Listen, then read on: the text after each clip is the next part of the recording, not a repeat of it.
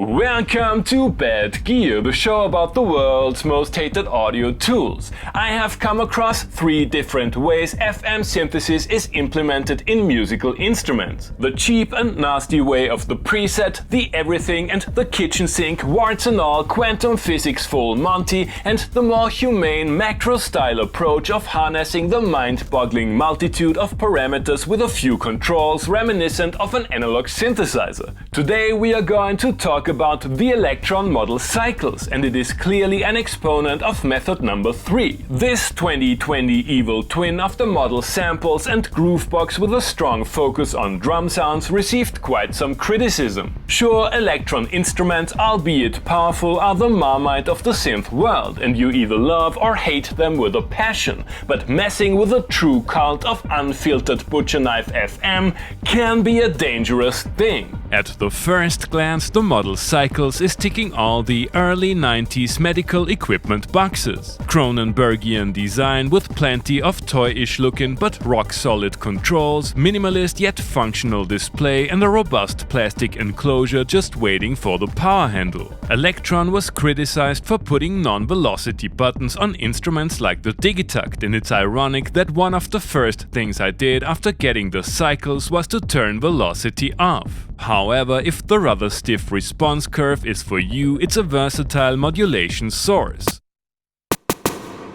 The machine is based on 6 self-explanatory FM engines. Kick ranges from well-rounded 808 booms to Schranz-style distortion monsters.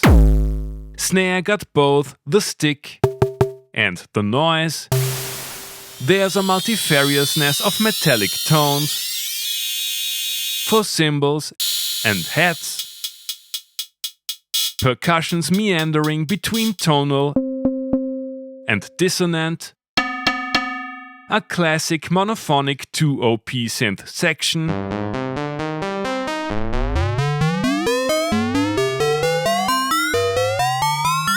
And a 4-OP chord generator mimicking wavetables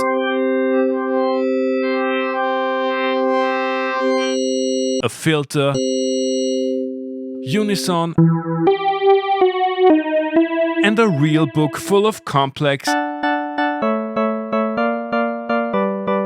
and not so complex chords. This pandemonium of frequency modulation madness is controlled by only 4 generically named parameters, and even if you don't care about the technicalities of how they interact with the 6 synth engines, the wide sweet spots and forgiving parameter ranges allow for intuitive sound design. Looking it up makes working with the cycles much more effective though. Each voice can be pitched, played chromatically. The envelopes are limited to hold decay.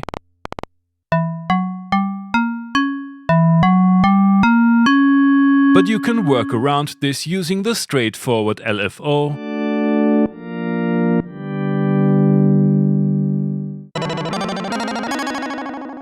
And the punch functionality and distortion stage of the volume parameter extend the sonic vocabulary of the instrument. Integral part of the Elektron success story is the roided up sequencer workflow, and the Cycles doesn't disappoint in this department. Step and live recording, quantization, retrig for complex patterns, and live rolls, and the enigmatic Elektron specialities parameter and conditional locks including fill. Specialized lock functionality lets you push the machine even further.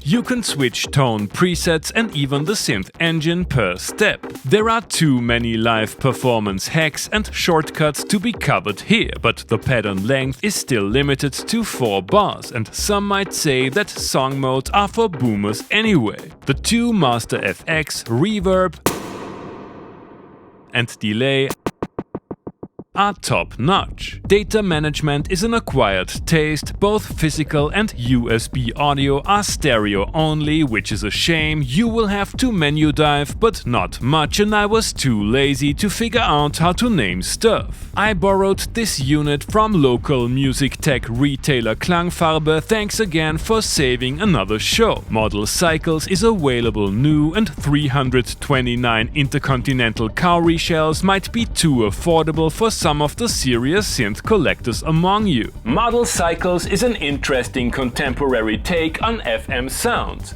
Did Elektron dumb it down too much for the true fans of frequency modulation? You have already heard the cycles in today's intro tune. Yes, I switched to Live 11, and yes, everything's a bit weird. Let's find out how far I can get with my modest Elektron chops and a TB3.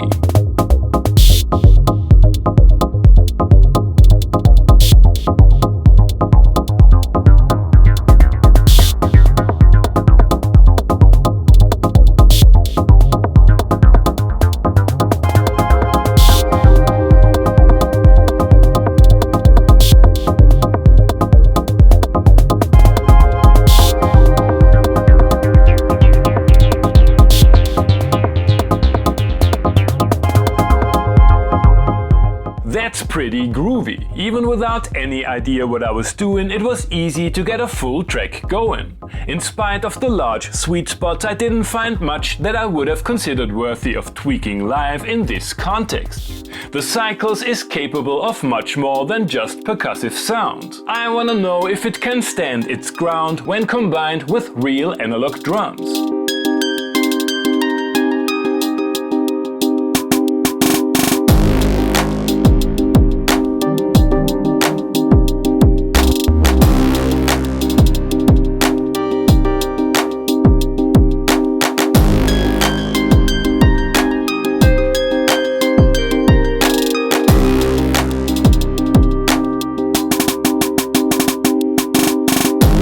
No reason to sell my yomogs, but the Cycles is a nice counterpoint to the raw tones of the analog drum machine. However, I ran into headroom issues and didn't find a way to mitigate them effectively with volume locks already in place.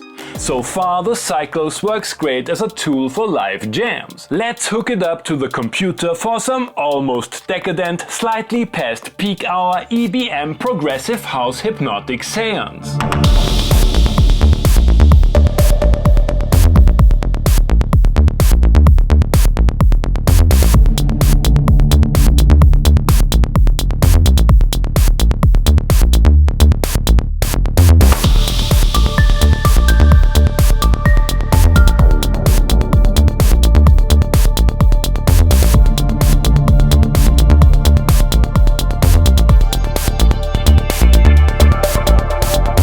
Verdict. Designing an FM instrument is tough. It's either too complex for recreational synth users or too simplified for the seasoned veterans familiar with the original vintage hardware. The Model Cycles, on the other hand, almost made me forget that I'm using FM. The parameters are well chosen and the machine is mostly devoid of the much criticized 80s tackiness. A few widely discussed gripes aside, there's one thing that I find fascinating.